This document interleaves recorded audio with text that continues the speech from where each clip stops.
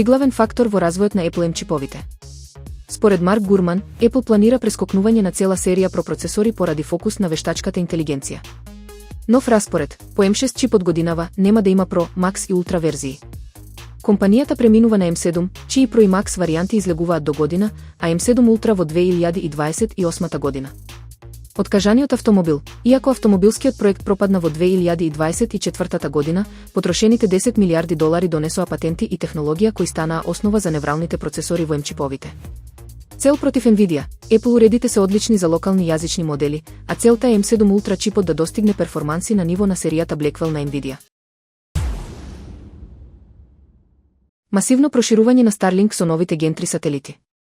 Компанијата SpaceX поднесе план за лансирање на нова, значително поголема генерација интернет сателити, што драстично ќе го зголеми нивното орбитално присуство. Огромни димензии, новите сателити Gen 3 ќе тежат меѓу 2000 и 2500 килограми, со површина до 400 квадратни метри. Актуелните V2 Mini се 3 пати полесни, 800 килограми, и покриваат само 116 квадратни метри. Лансирање со Starship, SpaceX веќе има речиси 10.800 сателити во орбитата.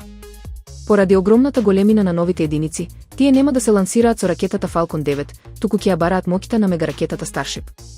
Орбитална пренатрупаност. Додека Amazon C и Blue Origin подготвуваат своји мрежи, научниците реагираат дека пренатрупаноста на небото веќе сериозно ги попречува астрономските наблюдувања и негативно влијае врз атмосферата на Земјата.